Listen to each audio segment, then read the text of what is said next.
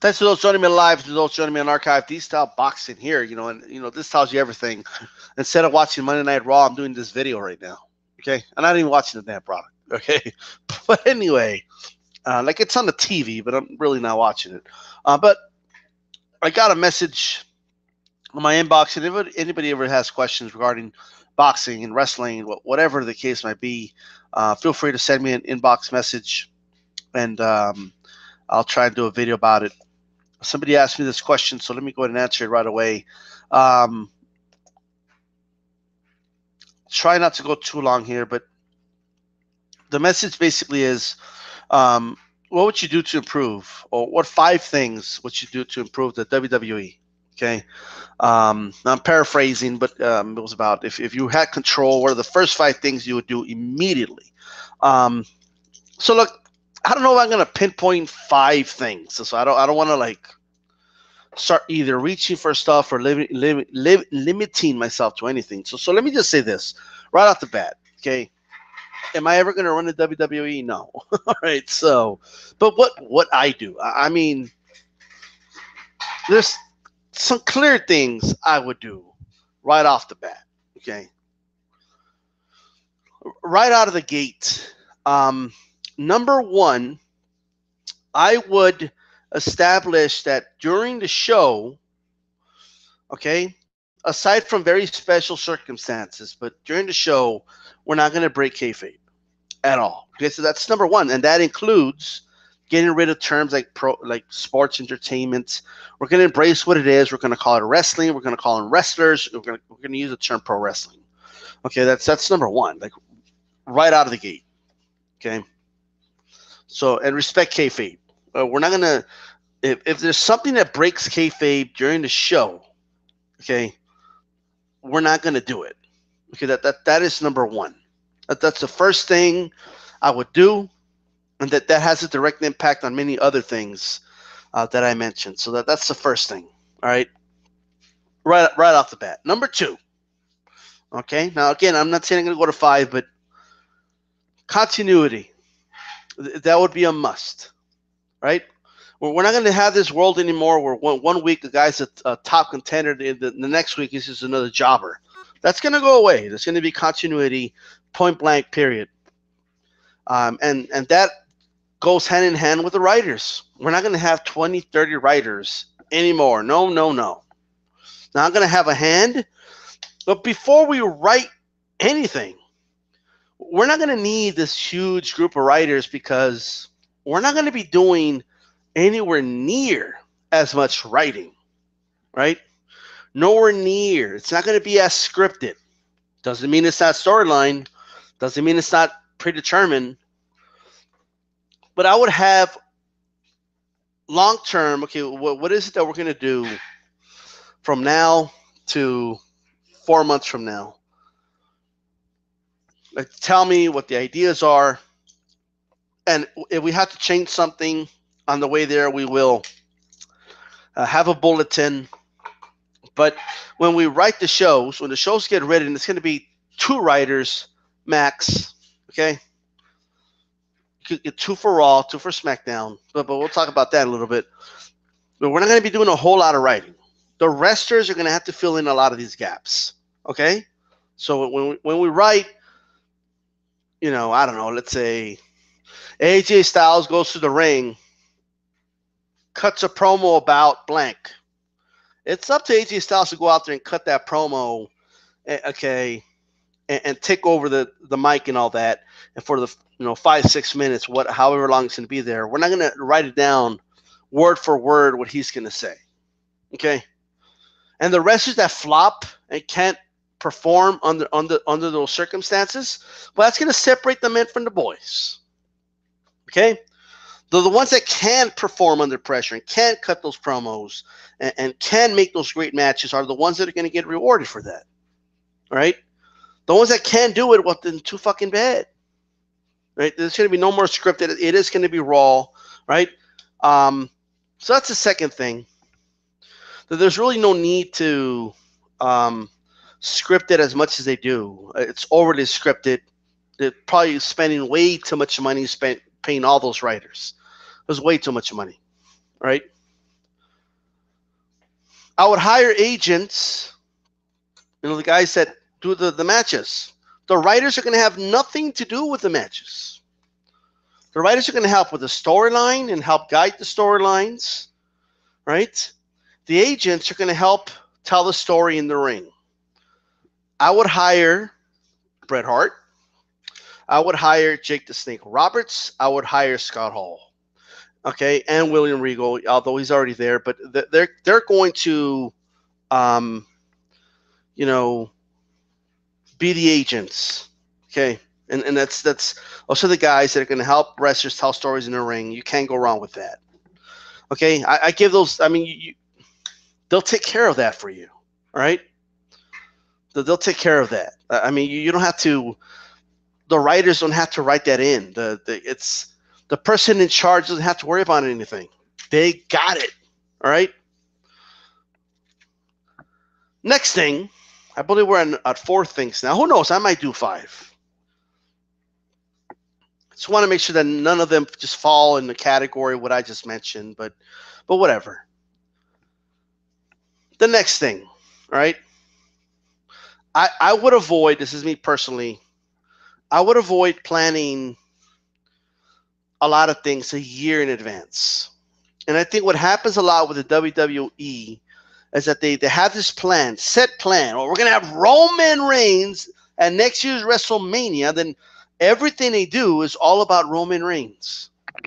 There's nothing wrong with having some form of idea what you're going to do, but just 4 months ahead, right?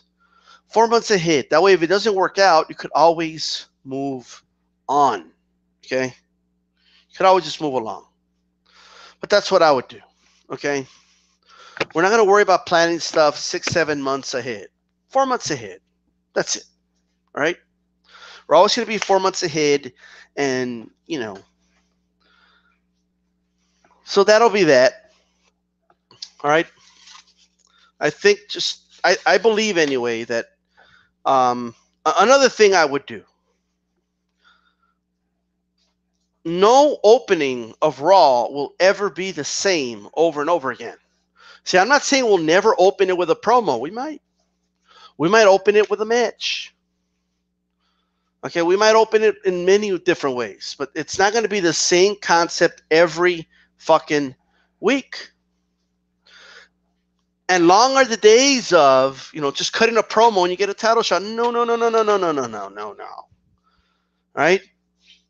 The way someone gets a title shot is they become #1 contender. Okay? The #1 contendership match every month is going to be a big deal on pay-per-view.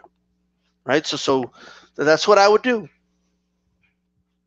When's the last time you've seen a #1 contendership match at a pay-per-view? Many people don't know this, but Shawn Michaels versus The Undertaker, the first Hell in a Cell match, was a #1 contendership match. So we would bring that back because it will tell the story in itself, and we're going to focus on the stories of these wrestlers, okay? And it also will tell the arc of that character as he then, again, the story tells itself, right? And at pay-per-views, there will be a #1 contender crowned, and that way when the championship is decided, then we already know a next pay-per-view, this is the matchup. People will already know that, right? They'll already be invested in this guy that just became #1 contender. He's going to face the champion, and it's on, okay? And you make it official. You don't make it about 5 guys walking out all saying they want a title shot, so you make a 6-pack challenge. That's stupid. Okay? That makes no sense. Nobody's going to ask for you're going to earn it. How do you do that? You give the audience watching TV the perception that they're earning it because they became #1 contender. That's how you do it. And it's going to make sense.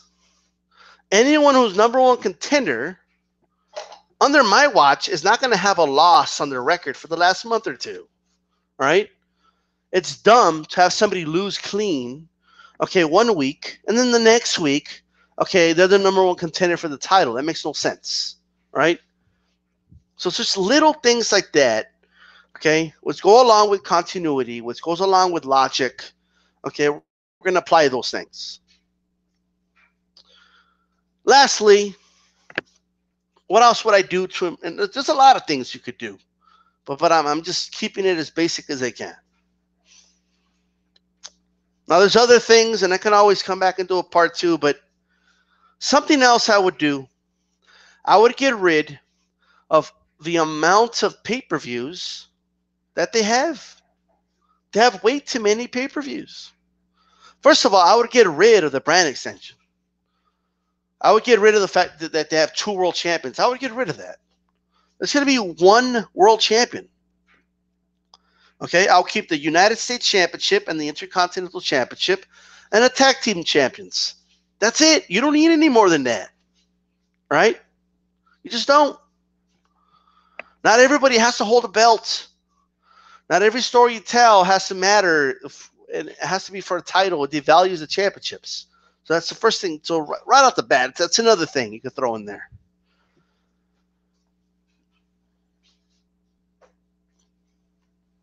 I would limit the amount of belts, but there'll be 1 champion. I'll get rid of the brand extension, and I will limit the amount of pay-per-views.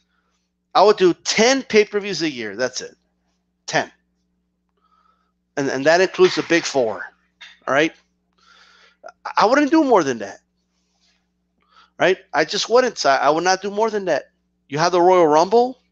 You know, you don't really need a pay-per-view between the Royal Rumble and WrestleMania. In my opinion, you just don't.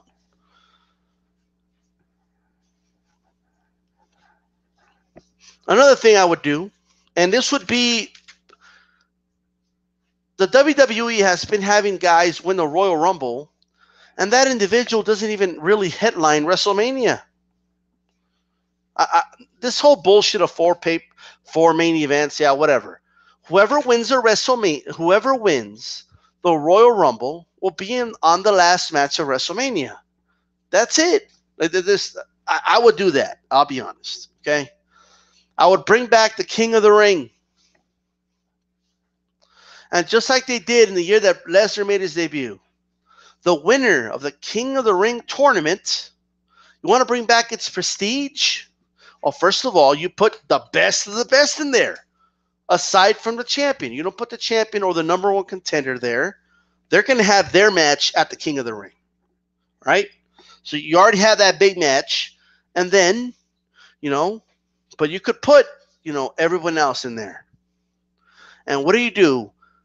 The winner of the King of the Ring tournament becomes number 1 contender for the title at SummerSlam.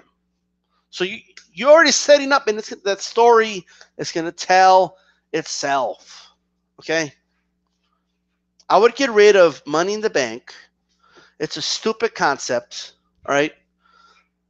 It's just dumb. Like, they took the concept of you can have a title match whenever you want. They took it so literal. I mean, it's just at a ridiculous level.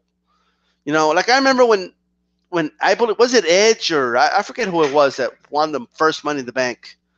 Like, I thought like they couldn't ask for a title shot at any pay-per-view or Monday Night Raw, but when they were so literal, like any moment you could ask for a title shot, that was just kind of insane, right? I personally don't like it, but I would bring back the King of the Ring. Okay, I'm gonna make things feel prestigious. Asking for a title shot or getting yourself in the middle of a match that's already happening, it's not a very prestigious thing. Okay, so we're gonna bring back prestige. I would call it Operation Prestige. All right. Lastly, and I've already given more than 5, by the way, but the days of, you see, obviously I'm going to have my ideas, okay? The writers, my staff, okay, the agents, they're going to have ideas, and we're going to try and push those ideas, no doubt about it. But if something is not going according to our plans, if the crowd is not reacting positively to something we're doing, or they're acting positively to something else that wasn't intended to be, we're going to be flexible. We will shift our plans, okay, and make sure we give the fans what they want. A heel is getting cheered? Well, We're going to make him an anti-hero. We're going to make him a face. A face is getting booed. I'm not saying the first arena that boos him. I'm just saying if it's a consistent pattern, it's been a couple of weeks, then hey, it's time to acknowledge what the fans are doing. It's time for that character to acknowledge, well, fuck you all for booing me. All right? So we're going to ride the waves. That doesn't mean that you give them what they want the moment they want it, of course. You still got to be unpredictable. You give them what they want. Just don't let them know when you're going to give it to them. So those are some basic points. Those are some basic things that I would do. And I honestly believe just that alone. Okay? Next thing I would do, I would get rid of all these stereotypical characters. Okay? Like I want to make sure that every wrestler that's in the company, okay, can identify with a character that they're playing. All right? I don't want to give somebody a gimmick that I think is cool, all right, but they can't relate to, because if that comes off as fake, even though it is, but you want to make sure, that they can relate to what they're portraying. And so I would make sure that the wrestlers themselves have a say, because I can't tell wrestlers, as a person running the show, how can I tell a wrestler, hey, you're not getting over? But I'm telling them what to do word for word. No, I'm going to give you an idea of what I want, and I'm going to tell you what the result is and all that, and we're going to listen to the crowd. But at the end of the day, you have to trust these wrestlers. Okay? You have to let them develop themselves. That's what Stone Cold did with Stone Cold. That's what Bret Hart did with Bret the Hitman Hart. They develop their own character. The same for many others. So that's what I would do. I would concentrate on those little points. But the point I was going to make, that was just an add-on, but stereotypical shit, gone. Right? It's gone. Under my watch, like if somebody's French, like we're not going to have them act quote-unquote French, okay? If somebody's Italian, we're not going to make them into a stereotypical, okay, mobster-like guy. Like, that's not going to happen, okay? If the character's Latino, like we're not going to just have them act like a cholo, and like, it's not going to happen, okay? If a character's black, like, you know what I mean? We're not going to give them stereotypical, gimmicks. That's not going to happen. Okay? Like it's going to be driven by what the actual wrestlers want. Right? Because that has always proven to work. It's always proven to work, right? You have your occasional exceptions. The Undertaker's one of them, right? Was a gimmick. But that's like one out of what? Like the score for Vince is very, very bad. Okay, it's not really good. Those are just some things I would do. Another thing, now these are little details. These are details. One, guardrail is coming back. Okay, the steel guardrail. We're not going to have this big fancy stage, and we're not going to have this fancy walkway or none of that. Like we'll still have a Titantron. It'll look nice, but it's not going to take up half of the arena. Okay, it's not. It's just too much, and there's nothing raw about it. Like your show's called Raw, okay? And you do that shit. That's stupid. Yeah, the turnbuckle lighting up and the ring apron being lit up and being a little Titantron is cool and all, but we're going to say that for special occasions, meaning for pay-per-views. We're going to say that for WrestleMania. We're not going to do that every fucking week. You want to do and the outside, it's terrible. It looks like a children's playhouse. We want to make sure that when they're on the outside, like you want the audience to feel like the wrestlers are in danger, right? Like there's a steel post right there, whatever it is. So I would do that, okay? Just little small things. And to be honest, a lot of these things, I believe, hurt the product, and they probably cost a lot of money. And somebody name me one raw thing about Raw. There's nothing raw about Monday Night Raw. Nothing. The whole thing is fucking scripted. I mean, they leave that shit way too long in the boiler for free to say it's raw. Okay. Those are just some thoughts. It's a random question I had. You know, I could go on and on and on about the things they need to fix, but those basic things would go a long way. I have ideas about the cruiserweight division, right? The cruiserweight division can work, and I honestly believe that a guy like Vince just won't make it work. Right? Vince is in the way. A lot of old heads, like, the first thing I would do is, you want to get rid of the stigma, because that's what it is, of the term cruiserweight in wrestling. And for those that don't understand, like if you don't watch wrestling, you'll hear a lot of wrestlers say things like, well, cruiserweight, it means like you're not as good as a heavyweight, or like something like that, right? Not technically. I mean, why don't they see it like that in boxing or in UFC? Or because there's a stigma attached to it. Well, how do you get rid of the stigma? There's a couple simple things you could do. Okay, simple things. You want to get rid of the stigma? You do a couple these little changes that they could do like yesterday. Okay, they could do it right away, and it would be very effective. It wouldn't fix everything, but it will be very, very effective. Okay. Number one, call it the World Cruiserweight Championship. Call it a World Championship. Have your announcer say, hey, let's say when Neville was champion, you know, Neville is the best wrestler in the world, pound for pound, the best in the world. Like, there's a reason that term exists. Start using it in wrestling. Start using it. That's number one. Call it a World Championship and just switch up a couple terminologies. Right off the bat, okay, you're going to give a certain level of prestige to that championship. Just for that one little change. Second, I would change that title. I think that title's horrendous. It looks like a fucking toy. I know some people that like it, but give it a black strap, okay? Put World on the fucking thing. It's going to help out, okay? That's number one. And don't make it smaller. Like, what? That's another thing. In boxing, like, Mayweather doesn't get a smaller WBC belt than Klitschko. Like, that doesn't happen. And that they don't do that in the UFC. They don't give the lightweight champion like a little belt, and they don't like not say world champion. Start saying world. Give them a championship. You know, I'm not saying make it look exactly the same as a WWE championship. Okay. You know, it would probably help if you called it the WWE Heavyweight Championship, but nonetheless, okay, call it the WWE World Cruiserweight Championship. Bring some prestige to it. Make it look different.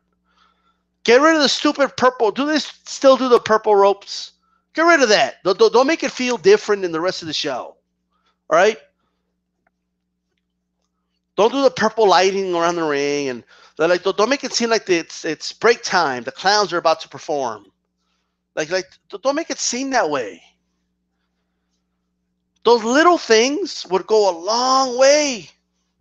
They would go a long way using certain terminologies. And look, just say things. Like, just say these cruiserweights are the fastest wrestlers in the world. Just say those things. It's not going to diminish the rest of the wrestlers. Like, it's amazing to me. You know, it's like they don't do simple things. You know, like it's just unbelievable. But anyway, I have and I could do a whole nother video about what to do with the cruiserweight division, but I think that alone would go a long way. It would go a very long way. Like, why can't they just say, you know, world champion for cruiserweights? Like, if you can't say that, it says a lot. Like, you know what I mean? And you could have some cruiserweights wrestle in both divisions. You could totally do that. And have them beat some, just, you know, you don't even have to say it. Okay? The fans will just start noticing it. Like if you have a, what's the name of that one? Tony Nese. Just randomly wrestle like some dude on Monday Night Raw and against a guy that's not considered a cruiserweight, and they tear the house down, and he's gets the win. You don't have to say anything, but the next week when he's in the cruiserweight, in an official cruiserweight match, people will just catch up to those things subconsciously, right? And that's the last thing, and this is the last thing. They don't tap into the subconscious mind anymore, like they don't. Like people do, like think this stuff, okay? Like it's kind of like when people say like I don't know what it is about the cruiserweight division, but I'm not feeling it, That's because people are catching on to what you're holding back.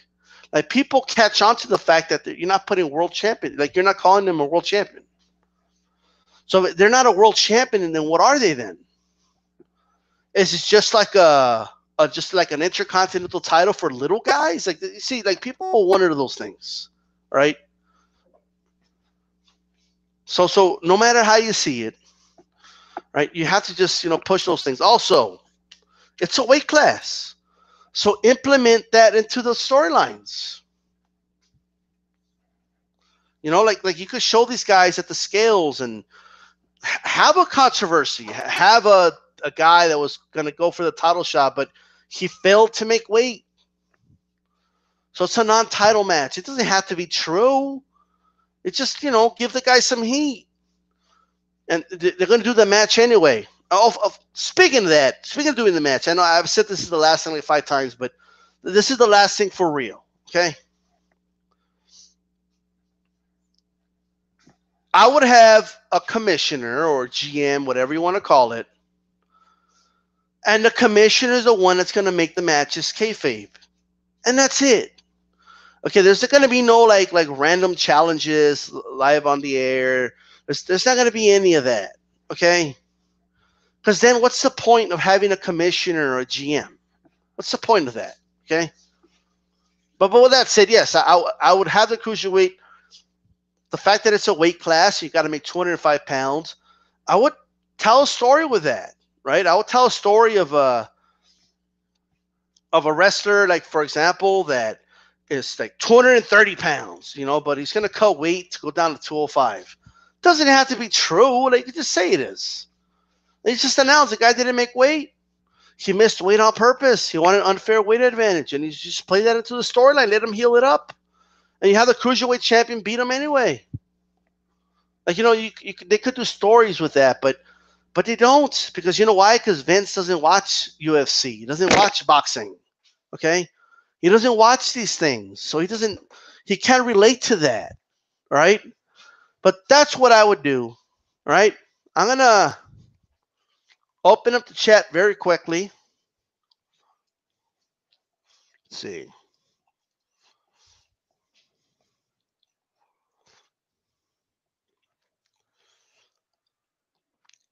Let's see here. What the hell? I don't know how many of you have Android, but the YouTube app has been fucking up on my Android phone for quite some time.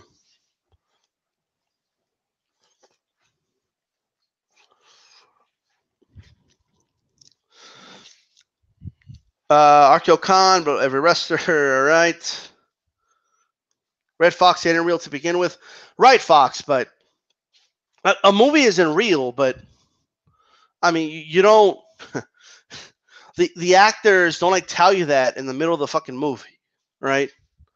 Like when you go to the movie theater, right?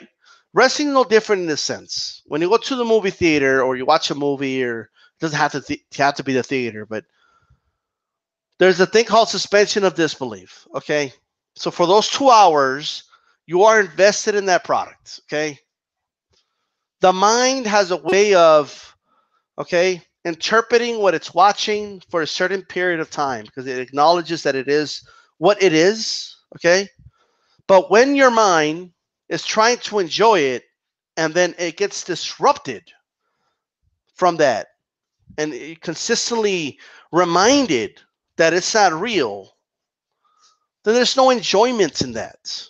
None, right?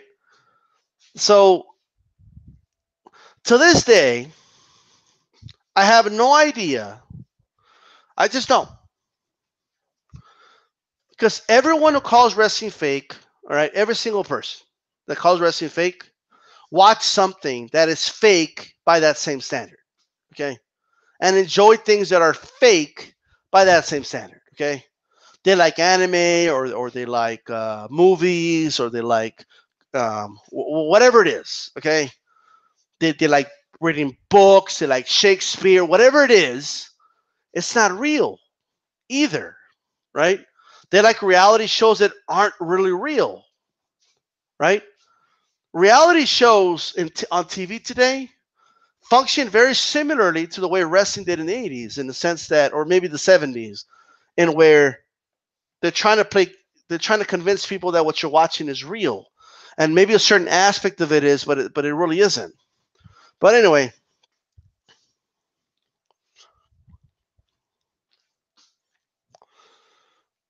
Sabazi, I would have wrestlers swear, say shit, bullshit, dick, blah, blah, blah, not word like cunt.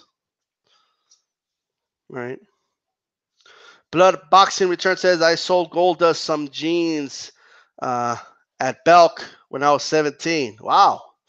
It was Dustin Rhodes then. Interesting. Cable. Those old guys need to start putting over the younger guys. When Austin wrestles, he loses the war. The Rock, Michaels, Helmsley, Goldberg, which he kind of did, even Cena now. Champ Ross, one thing they need to do is stop bringing out the classic wrestlers in wheelchairs, trying to revive the 90s. That's coming back. These new stars have no person. Yeah. So good comments, guys. Bring back Saturday Night Superstars. Well, first of all, I wouldn't have a show called Superstars. I'll stop calling them Superstars. I'll bring back the main event though. I'll bring that back. It'll just be 2 hours long, like once or twice a year, right? And I would give it a pay-per-view feel, live on NBC, right?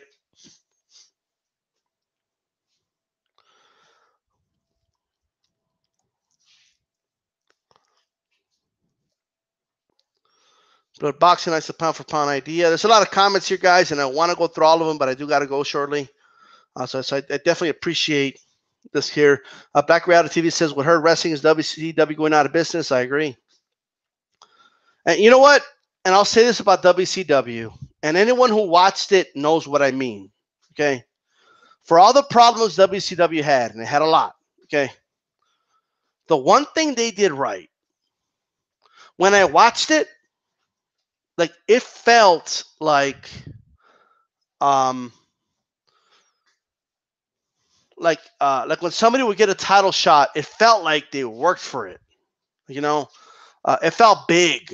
You know, it felt like it's hard to explain, but WWF, I mean, they make it so obvious that it's just a couple of dudes in the back, and that's all who are facing for that championship. Where WCW give you that larger than life kind of feel, and not the characters themselves, but you know when whatever it was, man, like they found a way to make it feel bigger. Okay, like they made it feel like a sport, and I think that's what I was looking for, right? They made it feel like a sport. That's the feel that you got. That's the feel I got. You know. So now it doesn't mean they were perfect with it, but they didn't mind using pro wrestling, like you know.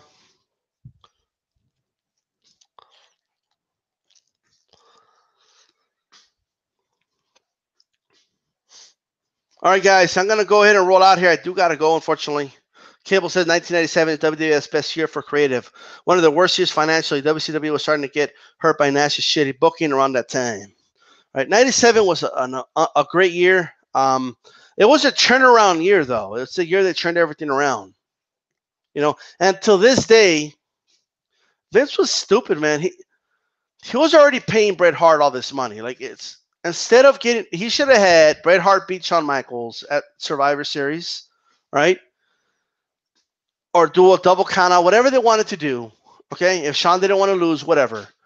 And they should have done the rematch from WrestleMania 13. They should have done Bret the Hitman Hart versus Stone Cold Steve Austin at WrestleMania 14. That's what they should have done, right? And they could have had Stone Cold beat Bret Hart.